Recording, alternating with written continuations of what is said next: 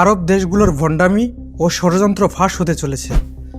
এইবার মুসলিম বিশ্ব জানতে পারবে যে আরব দেশগুলো কতটা নিকৃষ্ট। ফিলিস্তিনিরা যখন রক্ত দিচ্ছে, শহীদ হচ্ছে, তখন কিছু আরব দেশ ইসরায়েলের সাথে হাত মেলাচ্ছে। এটা কি ইসলামের ভ্রাতৃত্ব? বছরের পর বছর তারা ফিলিস্তিনের নামে কান্নাকাটি করলো, কিন্তু আজ কেন তারা ইসরায়েলের বন্ধু হয়ে গেল? আসুন আজ আমরা উন্মোচন করি আরব দেশগুলোর ভণ্ডামি। একসময় আরব দেশগুলো ইসরায়েলকে নিজেদের সবচেয়ে বড় শত্রু বলতো। 1948 থেকে আজ পর্যন্ত ফিলিস্তিনিদের ভূমি দখল হয়ে আসছে, কিন্তু আরব দেশগুলো শুধু নিন্দা করছে। তারা সবসময় বলতো আমরা ফিলিস্তিনের পাশে আছি, কিন্তু এখন দেখা যাচ্ছে অনেক আরব দেশ ইসরায়েলের সাথে বাণিজ্য, সামরিক সহযোগিতা, এমনকি কূটনৈতিক সম্পর্ক করছে। কাতার, ইউএস, সৌদি আরব এদের অনেকেই গোপনে বা প্রকাশ্যে ইসরায়েলকে সমর্থন দিচ্ছে। যখন ইরান বা প্রতিরোধকারী শক্তিগুলো ইসরায়েলকে আঘাত করে, তখন এই আরব দেশগুলো একসাথে মিলে ইসরায়েলকে রক্ষা করে। তারা এদিকে মুসলিম উম্মার ঐক্যের কথা বলে, আরেকদিকে ইসরায়েলি প্রযুক্তি, অস্ত্র ও অর্থনীতির সাথে হাত মেলায়। ফিলিস্তিনি শিশুদের লাশের উপরে দাঁড়িয়ে তারা ইসরায়েলি নেতাদের সাথে হাসি মুখে ছবি তোলে। জনগণের সামনে তারা ফিলিস্তিনের দোয়া করে, আর পেছনে তারা ইসরায়েলের সাথে চুক্তি করে। টাকার লোভ, ক্ষমতার রাজনীতি আর আমেরিকার চাপ এই তিনটির আসল কারণ। তারা নিজেদের দেশ আর সিংহাসন বাঁচাতে মুসলিম ভাইদের রক্ত বিসর্জন দিচ্ছে। আজ স্পষ্ট হয়ে গেছে আরব দেশগুলোর মুখে ভ্রাতৃত্বের কথা থাকলেও তাদের হাতে বিশ্বাসঘাতকতার কলম। ফিলিস্তিনের প্রতি তাদের ভালোবাসা আসলে শুধু মুখের কথা। তাহলে প্রশ্ন হচ্ছে, মুসলিম উম্মার প্রকৃত বন্ধু কারা, আর কারা শুধু ভণ্ডামি করছে?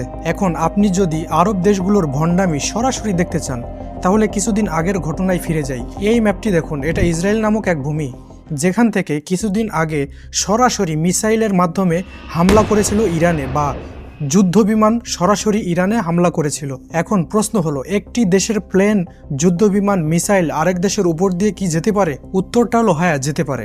যখন আপনি অনুমতি দিবেন, তখন এক দেশের যুদ্ধবিমান ও মিসাইল আপনার দেশের আকাশসীমা ব্যবহার করে অন্য দেশকে হামলা করতে পারে। এখন কথা হলো, ইসরায়েল যখন হামলা করলো ইরানে, তখন জর্ডান সৌদি আরবের আকাশসীমা ব্যবহার করেছে। তো ইসরায়েল যখন সৌদি আরব ও জর্ডানের উপর দিয়ে মিসাইল, যুদ্ধবিমান ও ক্ষেপণাস্ত্র হামলা করলো ইরানে, তখন সৌদি আরব সম্পূর্ণ নিশ্চুপ, শুধু দেখেছে এবং নিজেকে গা ঢাকা দিয়ে রেখেছে। এক দেশ আরেক দেশের আকাশসীমা ব্যবহার করলো, আর জর্ডান, সৌদি আরব নিশ্চুপ থাকলো। কিন্তু ঘটনা ঘটলো অন্যটা।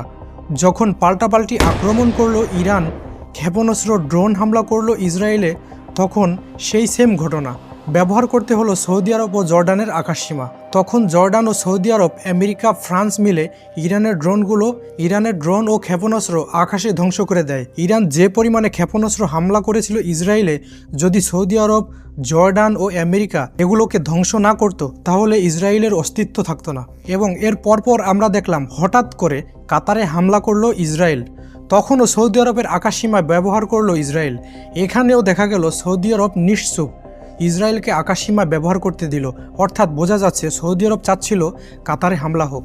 এই বিষয়গুলো থেকেই বোঝা যায় আরব দেশগুলোর ভণ্ডামি কতদূর এগিয়ে গেছে। আমরা সাধারণ মুসলিমরা জানি, মুসলিম বিশ্বের সবচেয়ে বড় তিনটি দেশ মুসলিমদের অধিকার নিয়ে কথা বলে। দেশগুলো হলো সৌদি আরব, তুরস্ক ও ইরান।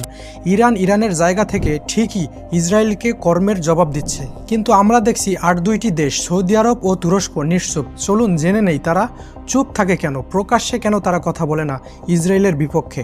সৌদি আরব সরাসরি ইসরায়েলের বিরুদ্ধে জোরে কথা বলে না, ফিলিস্তিনের পক্ষে তেমন শক্ত অবস্থান নেয় না। এর পেছনে কয়েকটা বড় কারণ আছে। সৌদি আরবের নিরাপত্তা ও প্রতিরক্ষা ব্যবস্থা অনেকটাই আমেরিকার ওপর নির্ভরশীল। মার্কিন যুক্তরাষ্ট্র সৌদি আরবের সবচেয়ে বড় অস্ত্র সরবরাহকারী দেশ। যদি সৌদি আরব ইসরায়েলের বিরুদ্ধে সরাসরি শক্ত অবস্থান নেয়, তবে আমেরিকা তাদের ওপর চাপ সৃষ্টি করতে পারে। সৌদি আরব সবসময় ইরানকে সবচেয়ে বড় হুমকি মনে করে।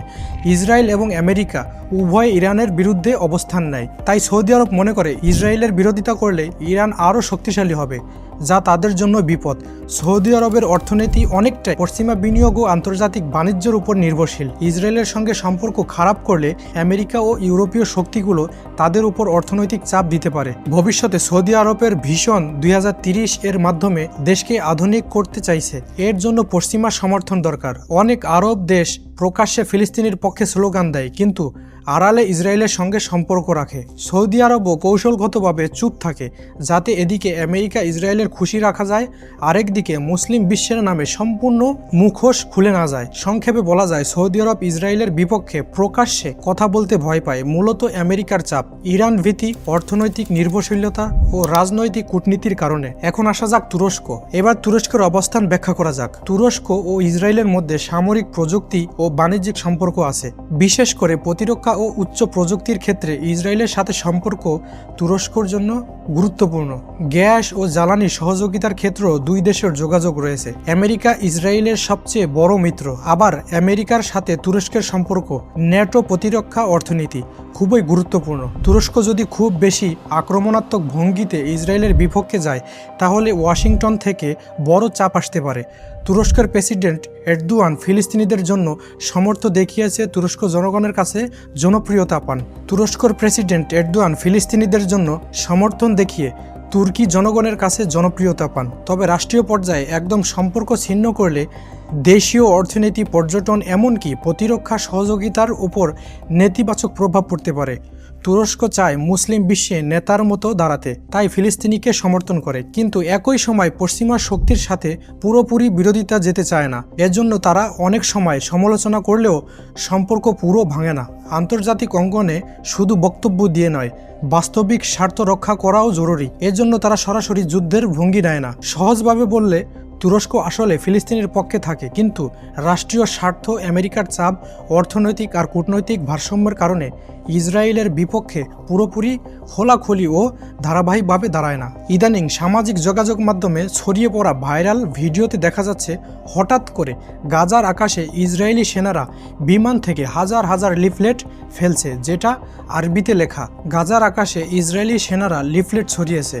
তার পাওয়া অংশ থেকে আরবি টেক্সটের সারাংশ ও অনুবাদ। লিফলেটের মূল বার্তা আরবি থেকে অনুবাদ। আরবিতে যা লেখা ছিল সেটি হলো, বাংলায় অনুবাদ করলে এরকম হয় যে গাজা সিটি এখন একটি যুদ্ধক্ষেত্র। আপনারা এবং আপনাদের পরিবার মারাত্মক ঝুঁকিতে রয়েছেন। অবিলম্বে দক্ষিণের দিকে চলে যান। দক্ষিণে যাওয়ার জন্য কিছু রাস্তা খোলা আছে। এই রাস্তাগুলো তল্লাশি ছাড়াই ব্যবহার করা যাবে। যারা থেকে যাবে তারা নিজেদের ও পরিবারের জীবনকে ঝুঁকিতে ফেলবে। লিফলেটের উদ্দেশ্য সাধারণ মানুষের উত্তর গাজা থেকে সরিয়ে দক্ষিণ দিকে পাঠানো। ইসরায়েলি সেনারা সামরিক অভিযান চালানোর সহজ করা, কারণ তারা চায় সাধারণ মানুষ এলাকা খালি করে দিক। নিরাপদ পথ ও দক্ষিণে নিরাপদ অঞ্চল বলে উল্লেখ করা হলেও আন্তর্জাতিক সংস্থা বলছে সেসব জায়গাতেও হামলা হয়েছে। এখন এগুলো থেকে বিশ্লেষণ করে জানা যাচ্ছে ইসরায়েল ভবিষ্যতে আরও বড় ধরনের অভিযান ও হামলা করতে পারে গাজার ফিলিস্তিনিবাসীর উপরে। আর যখনই ইসরায়েল ফিলিস্তিনি বা গাজার মাটিতে হামলা করে তখন আরব কান্ট্রিগুলো ফেসবুক, ইউটিউব বা টুইটারে এসে নিন্দা জানায়, কিন্তু তাদের সরাসরি কোনো পদক্ষেপ নিতে দেখা যায় না। এটাই তাদের মূল ভণ্ডামি। ভিডিও যদি ভালো লেগে থাকে তবে অবশ্যই একটা লাইক দিন। কমেন্টে আপনার মতামত জানাতে